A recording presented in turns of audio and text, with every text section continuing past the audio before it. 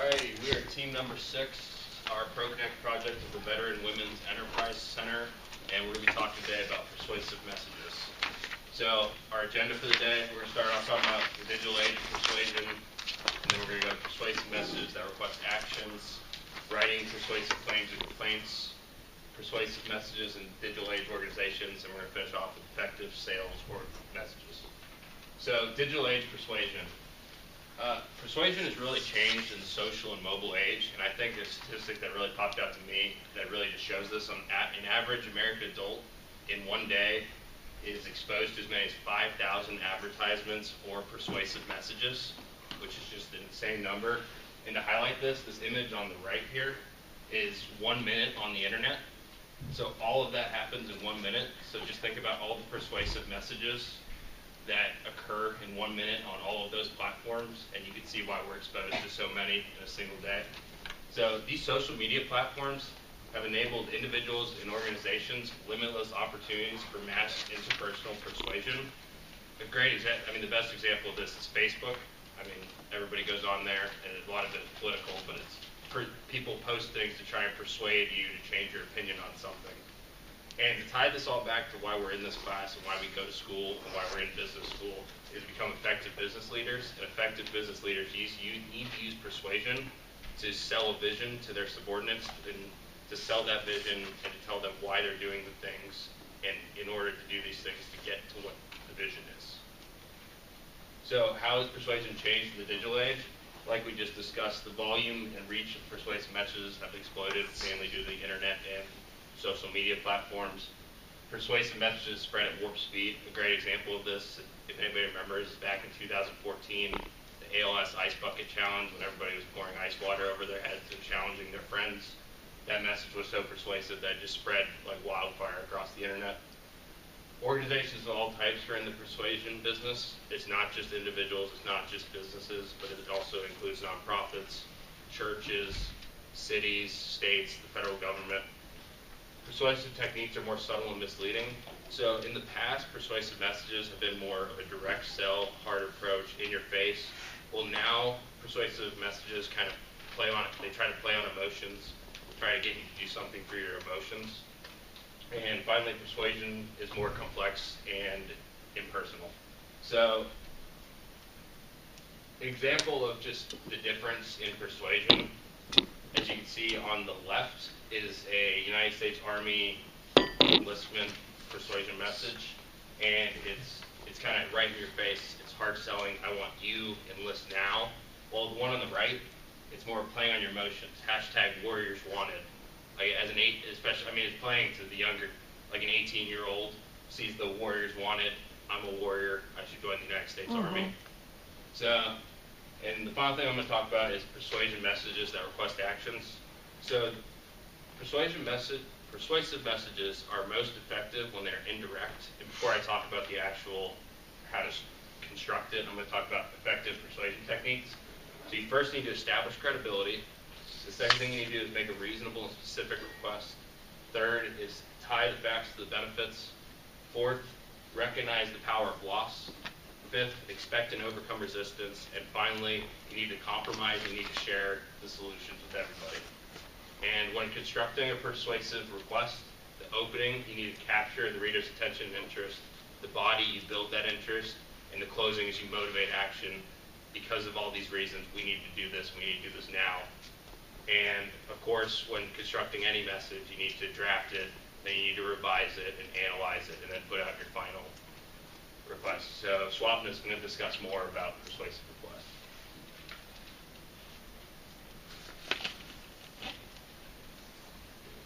It can be challenging to persuade someone to make a change, and examples of doing this would be an incorrect bill or an incorrect shipment. A persuasive claim should be reasonable, it should be based on a case supportive of facts, and it should be presented in a moderate tone, so you don't want to use any emotions such as anger or frustration. The claim should open with either a compliment, a description of the problem, or an explanation of what you've done to attempt to resolve it so far. The main thing is to avoid being negative. The body of the message should include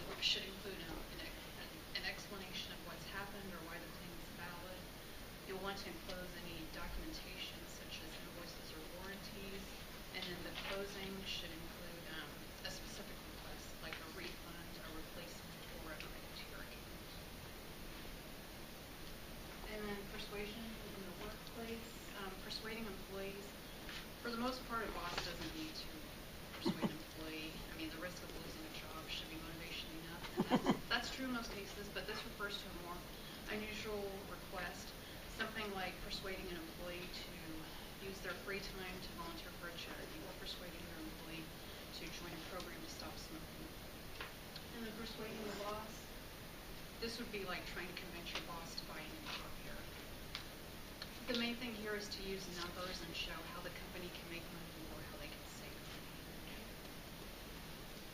And then this is example 8.4 from our textbook, and this is showing a letter to the boss requesting a new copier. And the takeaway here are the numbers. It shows a comparison of the cost to outsource copying services versus the cost to purchase a new copier outright. So now that I've discussed negative complaints, I'm going to turn it over to Lisa to discuss positive sales. Okay. Thank you. I'm going to talk about sales message. So how to write a persuasive sales message. So here's the AIDI strategy. A is for attention, I is for interest, D is for desire, and then A is for action. So attention is the opening of the sales message. So this is the most critical element. So it should be short, honest, relevant, and stimulating. For example, you can offer something such as subscribe now, you will get a free iPad to enjoy the programming, or you can use the startling statement, bigger houses cost less to attract people's attention. And interest is the body of the sales message, and so we should describe the product and the service clearly, and the selling points can be developed by rational appeals and emotional appeals. So rational appeals are effective on the product when the product is expensive, long-lasting, or it's important to health, security, or financial success. And the emotional appeals are effective on the product if the product is inexpensive, short-lived, or non-essential. And of course, we can use both appeals to make our sales message more memorable. And the next is desire. So we need to reduce resistance and build more desire. So we need to anticipate objections and questions the receiver may have, and if it's possible, translate it into your selling points. And we need to be sure the claims are accurate and do not stretch the truth. So for example, we can offer new sample. We can offer free sample. For example, we are confident that you will be interested in our new accounting system, so we want you to try it free. Or we can use testimonials. For example, I never stopped eating, yet I only 90 pounds by a Victoria's Secret model. So the last one is action. So all the efforts put into a sales message goes to waste without it if the readers fails to act. So make it easier for readers to act. We can provide reply card, telephone number, or web address because the readers often need an extra push. So for example, we can offer a gift such as you will receive a new iPad with any purchase of a new car, or you can use limited offer. Only the first 50 customers will receive a free t-shirt. So these are the AIDI strategy. So Brittany will talk about the different types of sales message. Thank you, Lisa. All right, so to close off our presentation, I first have a question for everyone. So I'm sure you all receive sales messages in your mailbox. So when you go home, you find a flyer or a promotion, maybe at Bed Bath & Beyond, or maybe your favorite shopping place. But then you also receive a lot of emails that promote buying something online. So how many of you are more likely to actually open the direct mail, that you receive in your mailbox, over your email message? So not a lot of people, but how many would open up the email message over the direct mail? Okay? So actually the book says otherwise, because people actually respond more to a physical sales message compared to an email message because, number one, it's actually physical. It's something tangible in your hand, and it's often more customized, more personalized. So you also use the same method that Lisa just talked about. In the example here, figure 8.7 of your book, it uses a pro-health sales letter. It's selling health insurance. So first of all, it says our customer's name, and it's addressed to their house. Then it gains their attention by asking them, do you think that you can't afford quality health insurance? Then it builds their interest and tells them, here's why you should have health insurance, because you could need it at any time. And then it builds their desire by giving them all the selling points. And again, there's a lot of detail here because because they can have detail in this kind of message. And then it gives them an action. Just call this number now. It's very simple, no obligation, no pressure, simple. Get quality health insurance now. But when you get an email message, it's different. It's going to be a lot shorter. So first of all, when you see that title of your email message, it might say 20% off at Bed Bath & Beyond, or 20% off at Gap. It's going to be a catchy subject line saying, hey, I want to see that message. Then you want to keep all the information in the top half of the email. So if you look at the message to the right in figure 8.8, you're going to see that there's going to be areas in bold. So the areas in bold, what they're saying is that it's a 3-day sale and it's $200 in savings. All the selling points are in the top half of that email. You want to keep the selling points brief, and then sprinkle a testimonial. A testimonial is just when someone who doesn't work for your company likes your product, and then they endorse it for you through a message. And then make it easy to unsubscribe. So when you're online and you're seeing a sales message, you're often already subscribed to that letter or to that company, but if you don't want to be there, if you don't want to receive those messages, then it's easy to unsubscribe, and that's very key to this. But then also, you do see sales messages on social media. So when you're on social media and you're browsing, you're going to see ads that are actually customized to you. But again, these ads will actually only be effective if they're short and to the point, and they include links or pictures. So the one to the left from Airbnb, that's a bed and breakfast, I assume, buy it. And a bed and breakfast, that's in a home, it's very cozy. And what it says is Airbnb believes in a world where anyone can belong anywhere. The world is only possible when we hashtag we accept. Now that sounds really nice. That makes you feel really warm. And it includes a link. And if you're browsing on Twitter and you're thinking, hey, a road trip sounds really fun. Should I stay at a hotel? Wait, a B&B? Now that sounds fun. Let's try that out. But the one to the right, that's for a real estate company. And so she does include her link and a picture to her website. But what she's doing is she's describing property. She's describing the house and what's inside.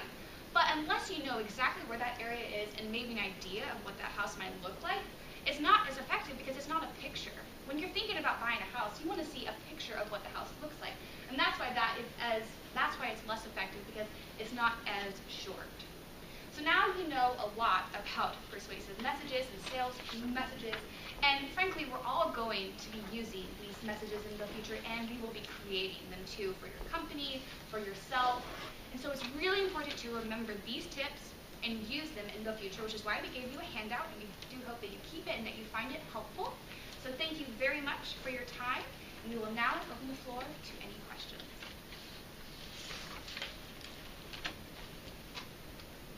Or comments, as I'm sure the press will make you talk. Yes, I will. Any comments? I guess we'll start with the feedback from the students that are giving feedback. Lucia, you want to go first? Oh, yeah. Basically, I really like your presentation. I like your PowerPoint. You have like a lot of interesting and cool pictures. I think Friday, I like your presentation because I think you are kind of trendy. You have like a lot of voice. You explain things very clearly. And sorry, I cannot say your name. Swapna? Okay. I like your voice actually, and you have a like very soft voice, and you like explain things slowly, so I can easily get the information. I think one thing is I think you didn't introduce yourself at the beginning. I think Adam introduced all of us. He said our names. Sorry. No, I mean. Sometimes you miss it if you're writing stuff down. I think I'm running stuff. That's okay. That's okay. Oh, well, we do apologize. Oh, did y'all not introduce each other? I think that we've got. Hey, Jason, can you hand me the PowerPoint? It's put that thing right there in front of you. Everybody. Oh, for me. Okay. Yeah. Okay. Is there one of the is that an extra handout right there? Right there? Is that an extra one? Okay. Rewind on the video. Well, we do apologize. That's okay. No problem. We did not introduce ourselves. Okay. Do that now? Yeah. Show the instant Do replay you all know here. our names? Because we only hear like you introduce your like team name, not. Ah, well, we do. That's okay. Yeah, that's definitely something at the beginning you might I want said to. everybody's name. Did you? It's fine. It's fine. I mean, I didn't catch it one way or the other because I was probably writing stuff down. So that's why we have several people giving some feedback. Very good. And again, we've got video, so we can go back and see, but it's fine. It's fine. It is totally fine. But yes, normally when you're doing the presentation, I think you guys did. You were like, we're the Veterans Women's Enterprise Center. Yeah. I think Adam did introduce. I don't know. I mean, I'll have to go back myself.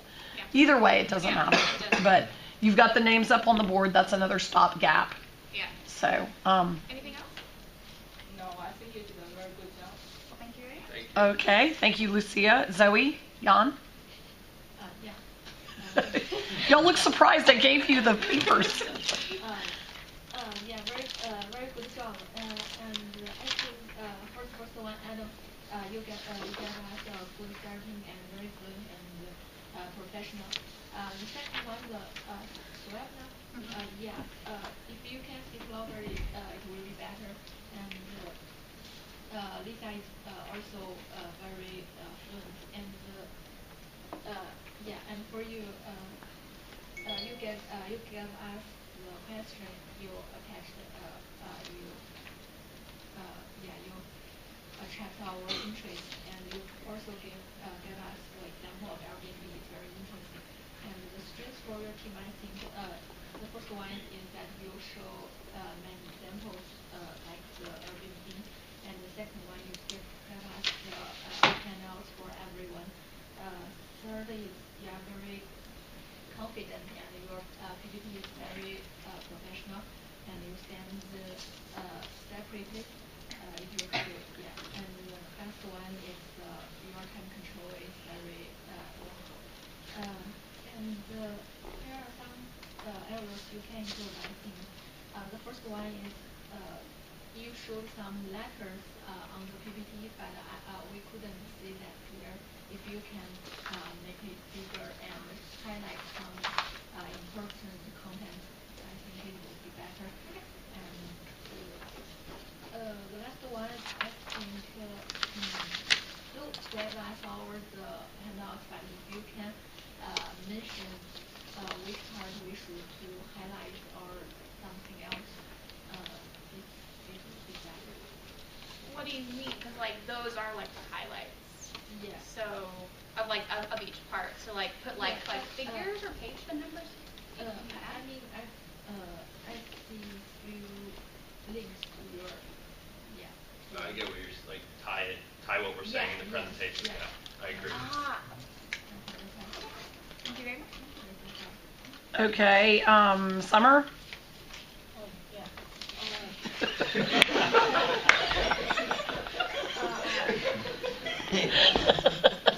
I think they prepare very well, and they all have a good understanding about their topic, so they can give us a interesting lecture. And I think they all use interesting illustrations to attract me, and I can learn a lot from them. Okay. Okay. Eduardo. So in general, it was a good presentation. I mean, I liked the examples you guys gave. Obviously, it brought me into the material a little bit better. I see that you took, I guess, note of the prior groups where you guys spread out a little more. Mm-hmm. You weren't hiding behind a corner. You made an effort to sort of transfer it over to the next member in some way, either just by name or, hey, the topic, she's gonna take it over, right? So that was good. On a couple of you, maybe a little more eye contact when you're speaking to the group. I mean, and this is because it also applies to me. I know that non-native English speakers struggle a little bit, either where your voice level starts really low, and then as you progress, it starts getting to a more, good sort of level. That I noticed it on a couple of you, and also a bit of a monotone that you might want to at least try to do a little emphasis when there's a key point in whatever we're presenting. Otherwise, it just seems like everything's as important or not important, and the audience will struggle to follow there. But overall, it was good. Okay, good deal. Jason? Yeah, it was a good presentation. Everyone was split out. I think everyone kind of had their fair share and everything. Started off good. Adam, you were loud and kind of stepped out and you're making good eye contact and kind of relating the content you were presenting to kind of how it relates to everyone else that was listening, so that was good. And then I believe went to Swapna next. So you started out a little quiet, but you progressively got a little louder, and then once you got to that level, it was good because you have a very kind of slow speaking, easy to understand voice. I would say, like with Eddie, kind of get a little more emphasis on some of the points that you thought were the most important that you were presenting. And then Lisa, so you were louder, I would say. Your voice was a little louder, but I felt like sometimes you were kind of rushing through the content that you were presenting, so kind of slow down and make sure that we're kind of on the same page with you before you're moving on to new stuff. And then Brindley was a good job finishing. You were loud, you had some good examples. And I would say overall they were good transitions, but I think Swalton had the best one because she kind of summarized what she talked about and then what she was going into next. But other than that, it was really good. I mean, y'all were clearly prepared. The handouts were good. So yeah, it was a good job. Okay. I think that's all I gave out. I didn't give anyone else that, did I? Okay. I loved the focus on the digital age. I thought that was really good content, very relevant to the students here. I did like the slides. I thought for the most part they were easy to read. The letters are always a challenge. I don't know what the way is around it because it's really hard to bring those and make them bigger. The only thing I can think of is maybe having a copy that you hand out to people and maybe going through it in a little bit more detail, but otherwise it's really hard to get those focused. So sometimes I've seen the teams like have the letter up there and then like pull it out or like retype it and make it a little bit bigger. Or there's ways to do it, but it's a little bit tricky. Like if you expand it, then it gets like fuzzy. Yeah. So it's a little bit weird how to do that. So I don't know that there's a way around that. Adam, I thought you started strong. Watched some back and forth movement when you were doing it. Probably just nerves that went away. Not a big deal. I did like Swapna's transitions. I felt like you guys were more purposeful on the transitions. Kind of think of it as telling a story. What I'd like to see in the teams doing a little bit more of this, which I felt like Swapna did a good job of, but remember you're saying it. You want to tell us what you're going to say, then you're going to tell us in detail, and then I feel like in Brindley, in your section, maybe instead of saying, okay, now we have Q&A, have a quick summary. So again, we talked about these 4 areas. Digital age, we're being inundated. This is happening. We need to be ready. When you're talking to your people under you, you can use a direct method. When you're whatever, use an indirect method. And just kind of summarize what you're talking about. Because again, in 13 minutes, I mean, you guys had 15 minutes. I think you could have done a proper recap at the end to kind of explain what you were doing. Maybe even circle back to this. This would be a good way to recap, is just, in summary, we've kind of recapped what we have here. When you get people to pick things up, some people are more tactical. They have to feel things. You know, you could go, okay, so now circle the digital age area. This is what you need to worry about, whatever. So those might be some ways to do it. Remember, you have the power of 4 people up there presenting. Use that to your advantage. I'd like to see your team push that a little bit more in the final one, which means like, you know, maybe it's some crosstalk, like Brindley says. So Swapna, tell me about, you know, an example of this. Oh yeah, let me tell you this example. And so I think sometimes having like maybe more of a conversation up there. What Brindley did, I'd like to see the whole team do a little bit more of, which is asking a question, which is having a rhetorical question, which is, do what now? I forgot to ask my question. Oh, you forgot to ask your question. Listen, it happens all the time. I mean, that kind of stuff happens all the time, so don't worry about it. I mean, that happens to me too. I mean, so again, having questions, whatever. And then I felt like you guys were seemed very relaxed up there, so that's good.